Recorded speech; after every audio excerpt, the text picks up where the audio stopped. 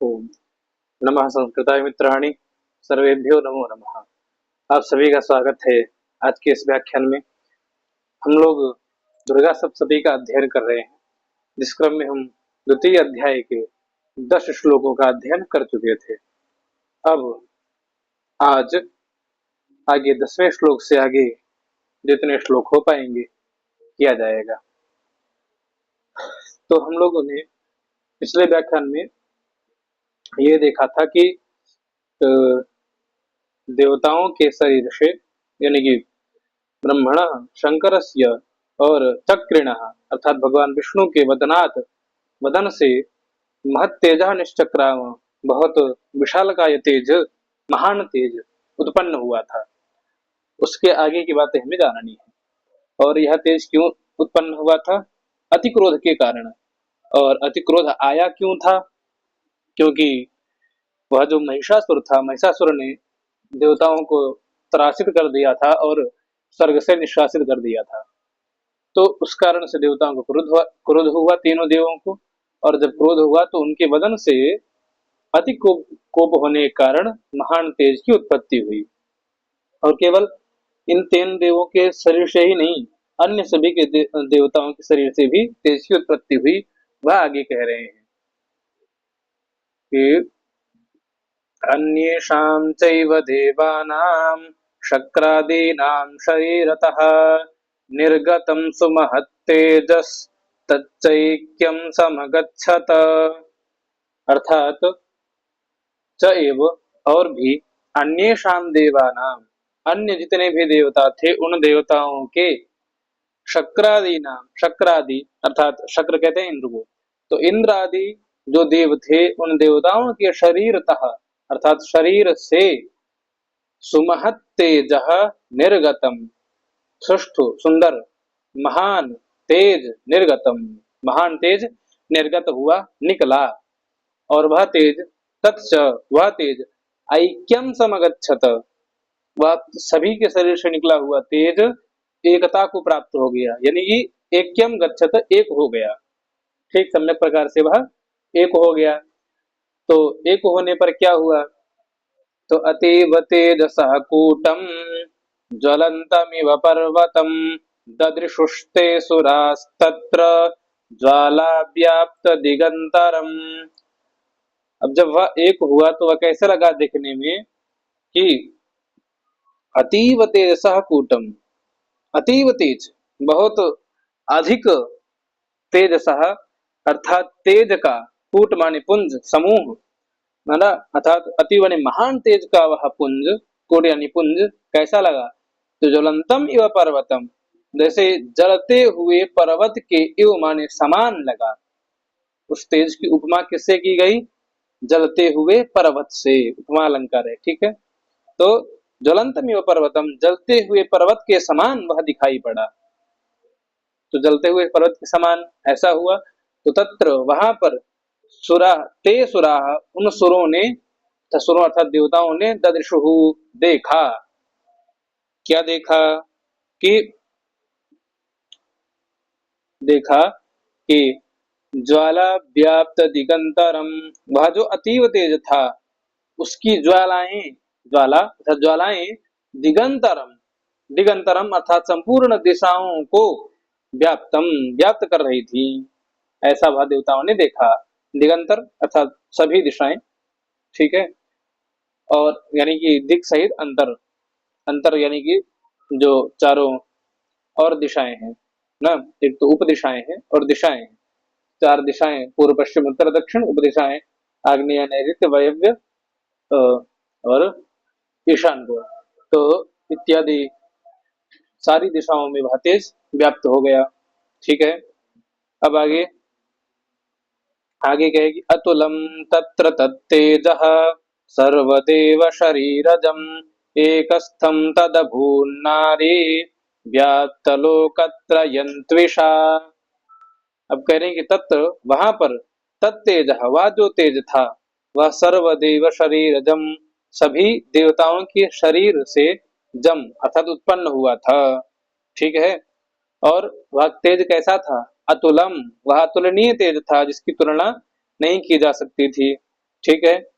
तो सतुल्य तेज से हुआ क्या, तो वह जो तेज था वह एक स्थम एकत्र हुआ। ऊपर भी कहा ना कि वह सारा जो तेज था वह एक एकत्र हुआ।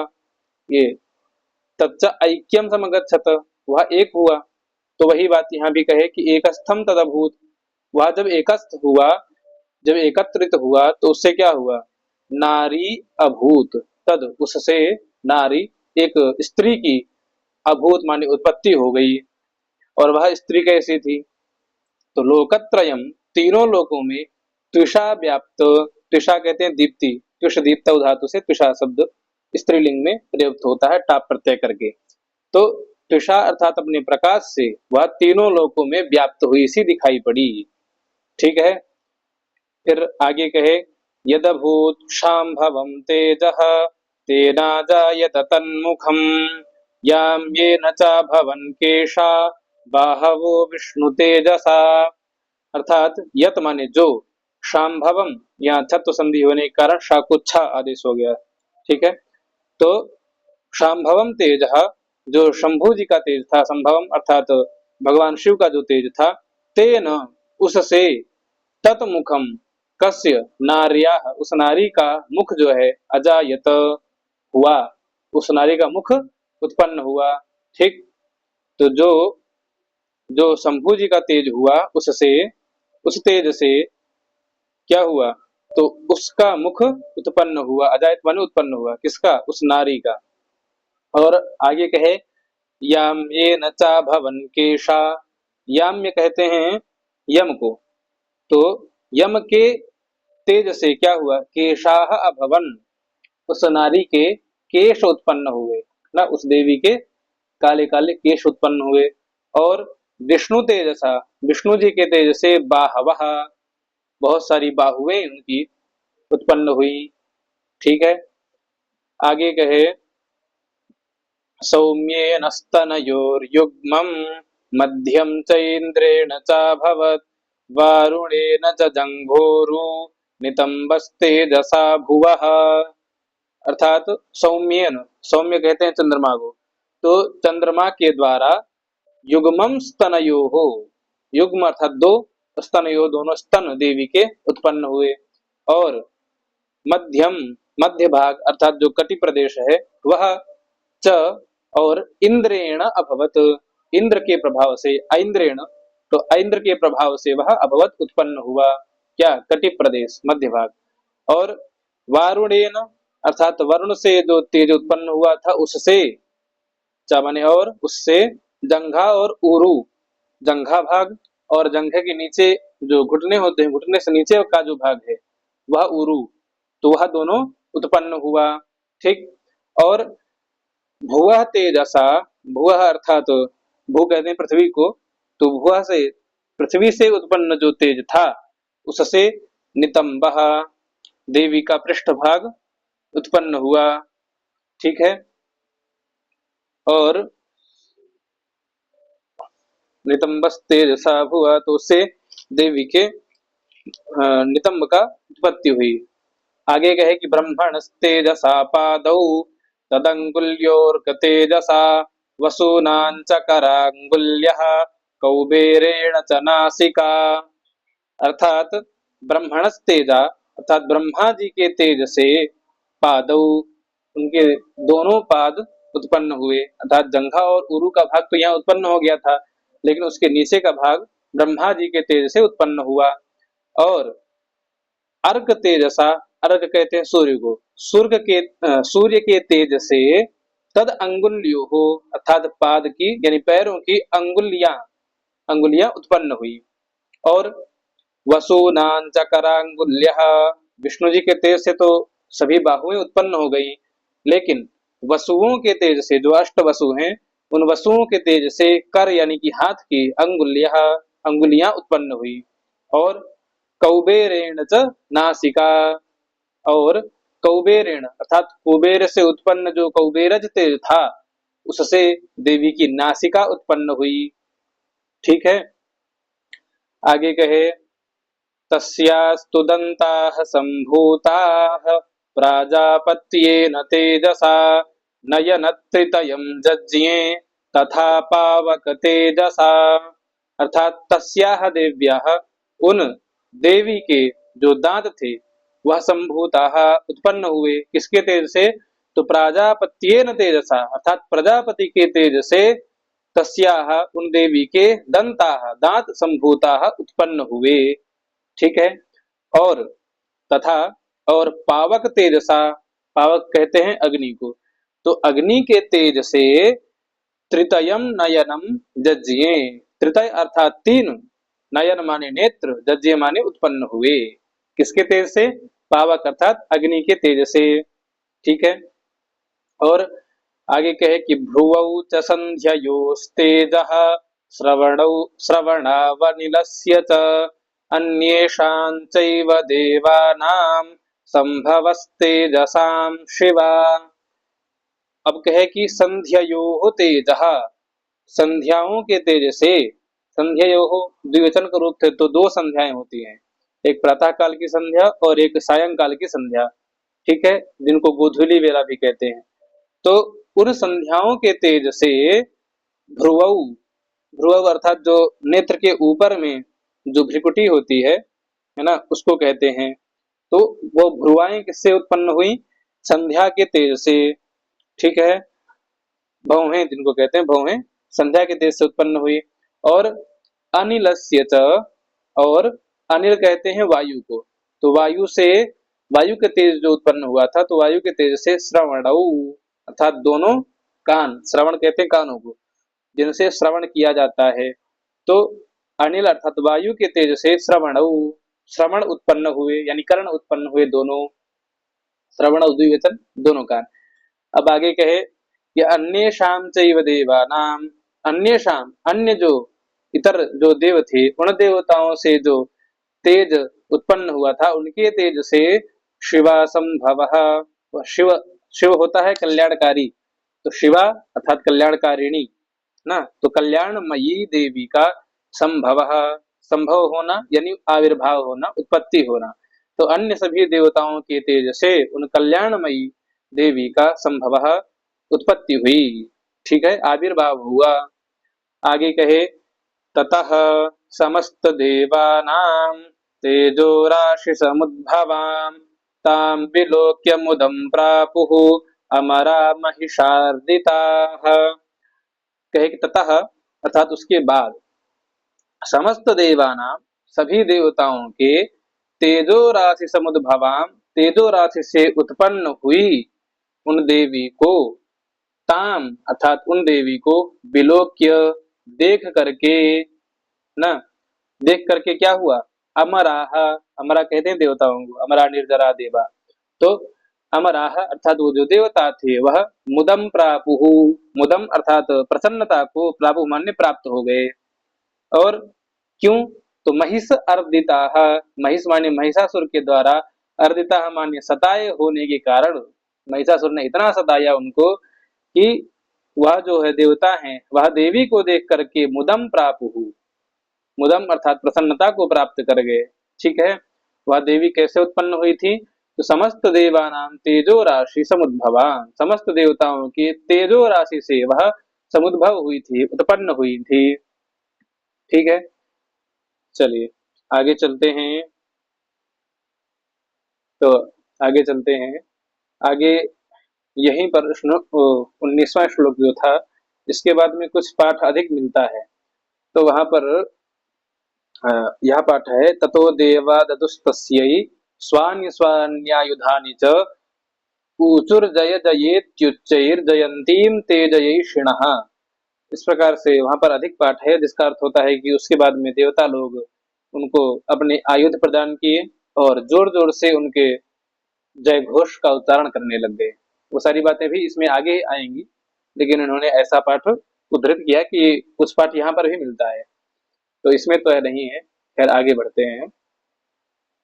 आगे कहते हैं कि शूलं शूलाद्विनिष्कृष्य ददौ तस्यै पिनाकधृक् चक्रं च दत्तवान् कृष्णः समुत्पाद्य स्वचक्रतः।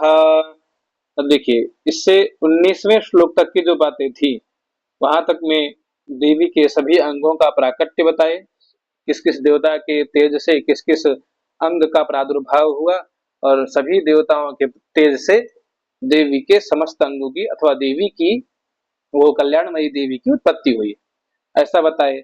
अब यहाँ से 20वें श्लोकों से जो अभी कई प्रतियों में अधिक बार जो मिलता है उसकी बात यहाँ से शुरू होगी कि अब सभी देवता अपने अपने आयुध यानी अस्त्र जो हैं देवी को प्रदान करना शुरू करेंगे।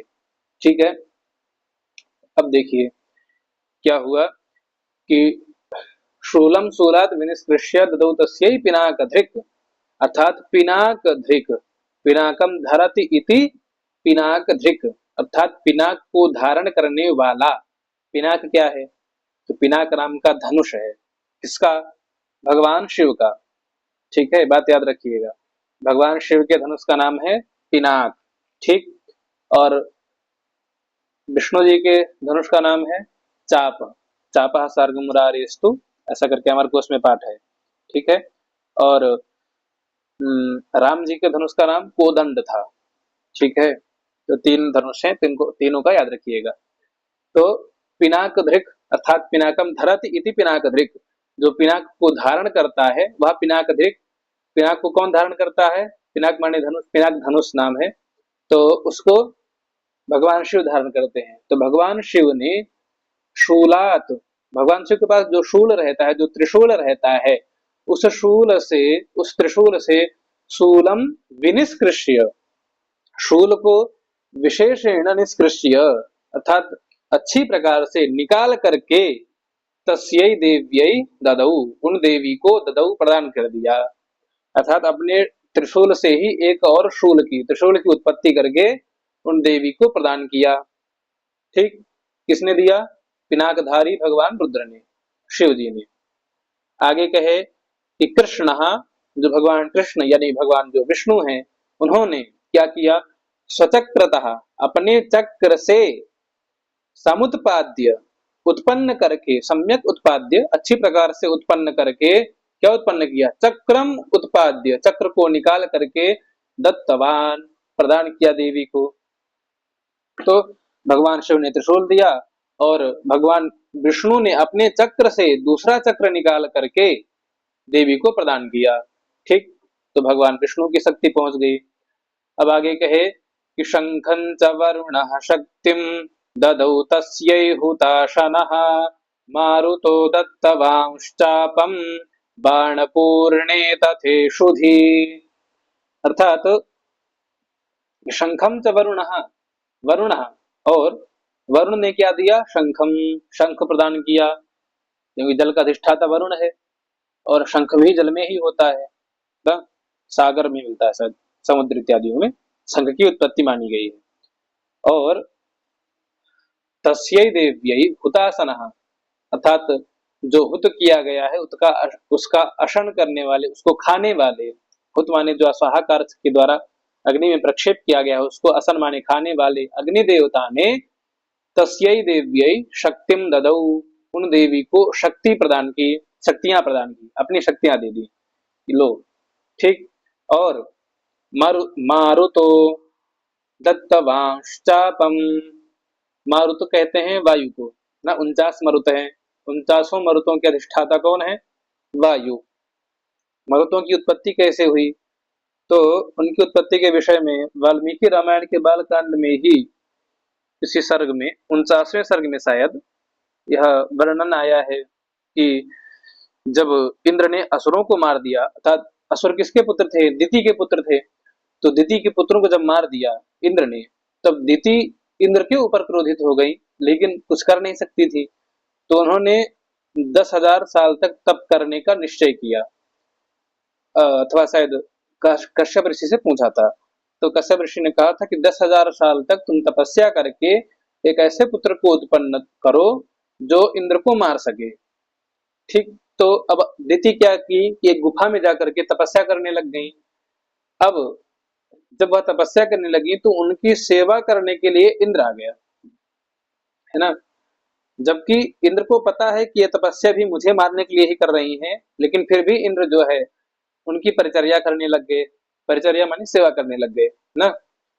तो सब कुछ जैसे हवन करना हो तो लकड़ी की व्यवस्था करना, आग प्रज्वलित करना, फूल की व्यवस्था करना, जल इत्यादि की व्यवस्था करना, तो ये सारे परिचर्या, सारे काम इंद्र करने लग गए। अब क्या हुआ कि कुछ साल तक अथवा 100 वर्षों तक, या वहां पर वर्णन है कि इतने वर्षों तक उन्होंने बहुत शुद्धता पूर्वक देती ने तपस्या की थी। तो तपस्या की, अब उसमें विघ्न कहाँ उत्पन्न हुआ कि एक दिन क्या हुआ कि दिति जो है अपने दोनों पैरों के ऊपर अथवा अपने जंघों के ऊपर अपने बालों को रख करके शयन करने लग गई। जिसका होता है ना, व्यक्ति बैठे बैठे अपने दोनों जंघों को समेटता है और हाथों से बांध करके उसी पे सर रख करके सोने लगता है। तो जब ऐसी स्थिति उत्पन्न हुई तो ऐसी स्थिति में स्त्री अशुद्ध हो जाती है। तो जैसे ही अशुद्धता हुई, इंद्र उनके गर्भ में प्रवेश कर गए और उनके गर्भ में जो बालक आया हुआ था उस बालक को उन्होंने 7 भागों में खंडित कर दिया। अब 7 भाग हो गए। अब दिति जो है बहुत रोई, इतने सालों की तपस्या बर्बाद हो गई। तब इंद्र ने कारण बताया कि मैंने इसलिए मारा क्योंकि आप अशुद्ध हो गई थी। अगर आप शुद्ध रहती तब तो मैं आपको स्पर्श नहीं करता, लेकिन आप अशुद्ध हो गए इसलिए मैंने मार दिया। तो अब 7 टुकड़े हो गए। तो दिति ने प्रार्थना की कि इन 7 टुकड़ों को 7 और भागों में विभक्त करो, अर्थात एक टुकड़े को 7 भाग में विभक्त करके इनको अपनी सेवा में ले लो। तो इंद्र ने उन 7 टुकड़ों के साथ साथ और टुकड़े कर दिए, तो 7 सते 49 टुकड़े हुए, जिनसे 49 मरुतों की उत्पत्ति हुई और वही मरुत वायु के अधीन होकर के इंद्र की सेवा में रहते हैं। तो मारुतः अर्थात उन 49 मरुत और वायु के द्वारा चापम दत्तवान, चाप कहते हैं धनुष को ना, तो धनुष दत्तवान, धनुष दिया, और तथा माने और इषुधि पूर्णे बाण पूर्णे इषुधि, अर्थात बाण से पूर्ण भरे हुए इषुधि, 2 इषुधि दिए। इषुधि माने कहते हैं तरकश को, जिसको तूणीर कहते हैं, जिसमें बाणों को रखा जाता है, पीठ में बांधा जाता है ना। तो यहाँ इषुधि अर्थात इषुधि इषुधि इषुधयः ऐसा रूप चलेगा। तो इषुधि द्विवचन का है। तो बाण से भरे हुए 2 इषुधि प्रदान किए। ठीक। और आगे कहे कि वज्रमिंद्रः समुत्पाद्य कुलिशादमराधिपः ददौ तस्यै सहस्राक्षो घंटामैरावताद् गजात्। अर्थात जो सहस्राक्ष इंद्र है, जो अमराधिपति है, अमराधिप अर्थात अमर कहते हैं देवताओं को, तो अमरों का जो अधिप है, जो उनका राजा है, उसने कुलिशात, कुलिश कहते हैं वज्र को, तो वज्र से वज्रम समुत्पाद्य, वज्र से एक दूसरे वज्र को निर्माण करके, उत्पाद्य माने निर्माण करके, तस्यै देव्यै ददौ, उन देवी को प्रदान कर दिया। उसके बाद और क्या दिया इंद्र ने, तो ऐरावताद गजात घंटाम, ऐरावत गज के, ऐरावत हाथी है ना इंद्र का वाहन, तो इंद्र के वाहन जो ऐरावत हाथी है, उस हाथी के गले से घंटाम, घंटा उतार करके दिया। भाई ऐरावत हाथी है, छोटा मोटा तो होता नहीं होगा, बहुत विशाल का हाथी होता है। तो आजकल के मंदिरों में जैसे घंटे बंधे होते हैं, वैसे घंटे उसके गले में बंधे होते हैं। तो ऐरावत हाथी के गले से घंटे को उतार करके, घंटा उतार करके तस्यै देव्यै ददौ, उन देवी को अर्पित कर दिया, प्रदान कर दिया। ठीक है। अब आगे कहे कि काल दंडाद्यमो दंडम पाशं चाम्बुपतिर्ददौ प्रजापतिश्चाक्षमालां ददौ ब्रह्माकमण्डलुम्। अर्थात आगे कहे कि काल दंडाद्यमो दंडम, अर्थात यमो, यम है ना यमराज जी, तो यमराज जी ने क्या किया, काल दंडात, काल दंड जो है उस काल दंड से क्या किया, दंड को निकाल करके दिया। काल दंडात दंडम ददौ ना, ददौ यहाँ अध्यार कीजिएगा। तो जो यम के पास में, यमराज के पास में जो काल दंड होता है, उस दंड से दूसरा दंड निकाल करके ददौ प्रदान किया। और अम्बुपति माने, और अम्बुपति पाशम ददौ, अम्बुपति, अम्बु माने जल और जल का स्वामी वरुण, तो वरुण ने और क्या दिया था? दंडम पाशम, पाश दिया था। पाश कहते हैं, बांधने का अस्त्र जो होता है उसको पाश कहते हैं। तो पाश प्रदान किया। अब आगे, प्रजापतिश्च अक्षमालां ददौ। प्रजापति ने अक्ष की माला, अक्ष रुद्राक्ष को कहते हैं, तो स्फटिक रुद्राक्ष की माला प्रदान की थी। स्फटिक होता है कि गर्म जल से स्फटिक का निर्माण होता है और वह शीतल होता है, लेकिन उसको रगड़ने से चिंगारी उत्पन्न होती है। ठीक है, तो उस स्फटिक के माला को प्रजापति ने ददौ दिया। और ब्रह्मा, ब्रह्मा जी ने कमंडलुम ददौ, ब्रह्मा जी ने कमंडल दिया। कमंडलम ददौ, कमंडलुम, कमंडल प्रदान किया। और समस्तरोमकूपेषु निजरश्मीन् दिवाकरः कालश्च दत्तवान् खड्गं तस्याश्चर्म च निर्मलम्। अब दिवाकरः, दिवाकर कौन है? दिवाकरः अर्थात सूर्य, सूर्य ने देवी के समस्त रोमकूपेषु, जो समस्त रोमकूप थे, जैसे हमारे शरीर में रोए हैं, तो रोए के पास से क्या होता है? पसीना निकलता है ना। कैसे? रोए के पास में कूप होता है, जो छिद्र होता है उसको कूप कहा गया है। तो देवी के जो समस्त रोमकूप थे, उन रोमकूपों में दिवाकर सूर्य ने निज रश्मीन, अपनी रश्मियां, अपनी किरणों को डाल दिया। ठीक है, अर्थात किरणों का तेज भर दिया देवी के समस्त रोमकूपों में, ठीक है, जहां से पसीना निकलता है उनमें। और कालस्य खड्गम दत्तवान, कालः, काल यानी समय, समय का अधिपति जो है, उस समय के अधिपति ने खड्ग दी, खड्ग माने तलवार, तलवार दी। और निर्मलम खड्गम ददौ, निर्मल खड्ग दी, एकदम चमचमाती हुई तलवार, है ना। और चमने, और चर्म ददौ, चर्म माने खड्ग, चर्म होता है वो, क्या नाम है, ढाल, ढाल जिसको कहते हैं ना, तलवार और ढाल। तो चर्मा ने ढाल दी, किसको? तस्याह, अर्थात उन देवी को खड्ग और ढाल दोनों प्रदान किया। ठीक है। और क्षीरोदश्चामलं हार मजरे च तथांबरे चूडामणिं तथा दिव्यं कुंडले कटकानि च। अर्थात क्षीरोदः, क्षीरोद कहते हैं क्षीर सागर को। ठीक, तो क्षीरोद ने क्या किया? क्षीरोदः च, क्षीरोद ने अमलम हार, अर्थात मल से रहित, न मलम यस्मिन स अमलम, अर्थात मल से रहित हार प्रदान किया। एकदम स्वच्छ सुंदर चमचमाता हुआ देवी को हार दिया।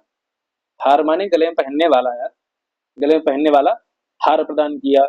और माने और, तथा अजरे अंबरे, अजरे अर्थात कभी जीर्ण ना होने वाले, जरा माने जीर्ण हो जाना, तो कभी जीर्ण ना होने वाले अंबरे, दो वस्त्र, अंबर माने वस्त्र, तो द्विवचन का रूप है, तो कम से कम दो अंबर प्रदान किया। और अजर प्रदान किया कि वह जो वस्त्र है वो कभी जीर्ण नहीं होंगे, कभी फटेंगे नहीं, हाँ, कभी पुराने नहीं होंगे। और चूडामणिं तथा दिव्यं कुंडले कटकानि च, अर्थात और क्या दिया क्षीरोद ने? तथा माने और, चूड़ामणि, चूड़ामणि दी। चूड़ामणि क्या होता है? बालों में लगाती हैं स्त्रियां, तो चूड़ामणि दी। और दिव्यम कुंडले, दिव्यम चूड़ामणि, दिव्य का अध्ययन करेंगे चूड़ामणि के साथ में, तो दिव्य चूड़ामणि प्रदान की। और कुंडले, दोनों कानों में पहनने के लिए कुंडल दिए, कुंडलन कुंडले कुंडलानी, द्विवचन। और कटकानि च, कटक कहते हैं हाथ में जो कड़ा पहनती है ना स्त्रियां, उसको कटक कहते हैं। तो कटकानि च, कटकानि माने बहुत सारे कड़े दिए, क्योंकि भाई बहुत सारे हाथ हुए, उत्पन्न हुए थे, तो अब एक हाथ में एक कड़ा तो पहनेंगे नहीं, कम से कम 4-5 कड़ा एक हाथ में, तो बहुत सारे कड़े प्रदान किए। ठीक। और अर्धचंद्रम तथा शुभ्रम केयूरान सर्वबाहुषु, और क्षीरोद ने और क्या दिया? तो अर्धचंद्रम, आधा चंद्रमा भी प्रदान किया, क्योंकि चंद्रमा क्षीरोद से ही निकला हुआ था। ठीक है। और शुभ्रम केयूरान, शुभ्र अर्थात सुंदर, चमकदार, केयूर, केयूर कहते हैं जो भुजाओं में पहना जाता है उसको, सर्वबाहुषु अर्थात सभी बाहुओं में, सभी भुजाओं में पहनने के लिए, शुभ्र यानी कि सुंदर चमचमाता हुआ, क्या दिया, केयूर दिया। केयूर यानी कि जो बाजूबंद कहते हैं जिसको, उसको प्रदान किया। ये सब जितना रत्न इत्यादि है यह सब क्षीरोद प्रदान कर रहा है। क्षीरोद अर्थात क्षीर सागर, क्योंकि क्षीर सागर के पास में बहुत खजाना है भाई, है ना। और उसी बहुत सारे रत्न यानी आकर्जों का ढेर है वह, खजाना है वह। ठीक, तो उसी से उत्पन्न हुई थी लक्ष्मी। तो जो खजाने का स्वामी है उसकी पुत्री के पास कितना खजाना होगा, है ना, अर्थात बहुत सारा। तो अभी एक क्षीरोद ही है, उन देवी को सब कुछ प्रदान कर रहे हैं। क्या क्या दिए, अमल हार दिया, और दो वस्त्र प्रदान किए जो कभी जीर्ण नहीं होंगे, चूड़ामणि दी बालों में लगाने के लिए, दिव्य चूड़ामणि, कुंडल दिए कानों में पहनने के लिए, कटक दिए, कटक माने कड़े दिए हाथों में पहनने के लिए, आधा चंद्रमा दिया सिर पे लगाने के लिए, और सुंदर केयूर यानी बाजूबंद दिए। और क्या दिए, तो आगे कहेगी, नूपुरौ विमलौ तद्वत् द्रैवेयकमनुत्तमम्, अर्थात विमलौ नूपुरौ अर्थात विमल, विगतः निर्मलः, विगतः मलौ, मलः यस्मिन् सविगत विमलः, अर्थात विगतः मलः यस्मिन्, तो जिससे मल निकल गया है, ऐसा बहुत ही सुंदर चमकदार नूपुर, नूपुर माने होता है पायल। ठीक, तो पायल कहाँ पहनी जाएगी, चरणों में। तो दोनों चरणों में पहनने के लिए सुंदर निर्मल, विमल माने निर्मल, नूपुर यानी कि पायल प्रदान किए।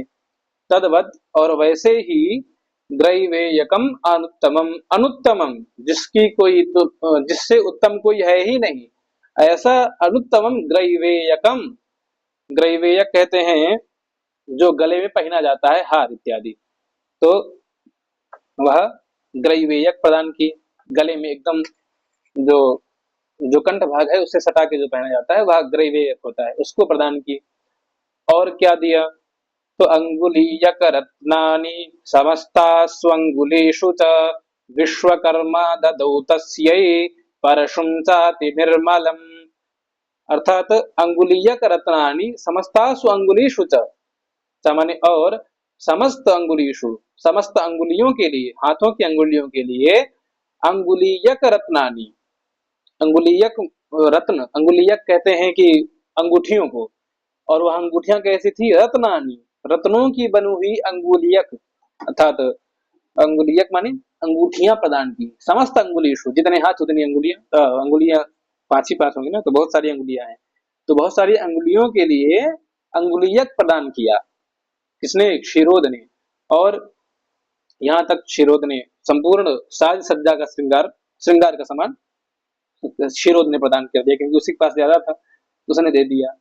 अब आगे कहे कि विश्वकर्मा ददौ तस्यै परशुं चाति निर्मलम्, अब विश्वकर्मादि जो हैं वह देवताओं के क्या है, निर्माण करने वाले हैं, यानी अस्त्र इत्यादियों का निर्माण करने वाले हैं। तो कल शायद विश्वकर्मा पूजा भी है ना, तो क्या ये चल रहा है अश्विन कृष्ण एकादशी, तो कल ही है शायद, है ना। तो विश्वकर्मा जी जो हैं उन्होंने अति निर्मलम परशुम तस्यै ददौ, अति निर्मल चमचमाता हुआ सुंदर परशुम माने फरसा, तस्यै उन देवी को ददौ प्रदान किया। ठीक है, दान चतुर्थर्थे, इस प्रकार से कोई सूत्र वार्तिक है शायद, तो दान के अर्थ में भी चतुर्थी प्रयोग होती है, सभी लोग उनको देवी को प्रदान ही कर रहे हैं, तो इसलिए हर जगह चतुर्थी मिल रही है, तस्यै तस्यै तस्यै तस्यै ना, क्योंकि दाढ़ा प्रकृत्यर्थे चतुर्थी, इस प्रकार से कई शायद वार्तिक है, मुझे याद नहीं इस समय, तो उस अर्थ में यहाँ पे चतुर्थी है हर जगह पे। ठीक, उस सूत्र के द्वारा पवित्र है, प्रवृत्त है।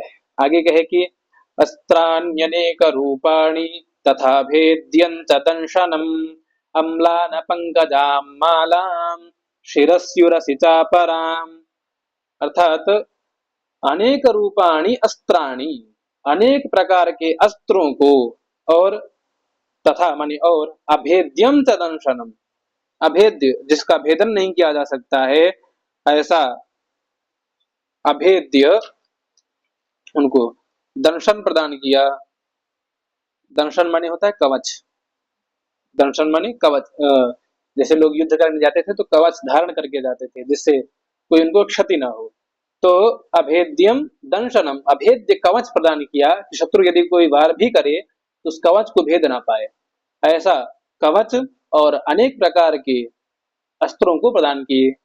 और अम्लान पंकजाम मालाम शिरस्युरसि चापराम अपराम, और सभी ने क्या प्रदान किया, शिरसी और उरसी, सिर पे धारण करने के लिए, और उरसी माने उर पर धारण करने के लिए, अम्लान पंकजाम मालाम अर्थात खिले हुए, अम्लान माने खिले हुए या परिष्कृत या निर्मल, निर्मल पंकजाम अर्थात पंकज कहते हैं कमल को, कमलों की माला प्रदान की। और वह माला कैसी थी, जो कभी भी पंकज यानी जो कभी, जो कमल कभी मुरझाए ना, ऐसे कभी न मुरझाने वाले पंकजों की, कमलों की माला प्रदान की कि वह कमल जो है वह हमेशा वैसे के वैसे ही बने रहेंगे, मुरझाएंगे नहीं। ऐसे पंकजाम, ऐसे कमलों की माला सिर पर और वक्षस्थल पर धारण करने के लिए अन्य लोगों ने प्रदान की। आज का व्याख्यान यहीं तक रखते हैं। उसके आगे की जो बातें हैं और किसने क्या क्या दिया, आगे क्या क्या बातें हुई, ये सारी बातें हम अग्रिम व्याख्यान में पढ़ेंगे। आज के लिए इतना ही रखते हैं। आप सभी लोग अंत तक जुड़े रहे उसके लिए बहुत बहुत धन्यवाद। नमः संस्कृताय, सर्वेभ्यो नमो नमः।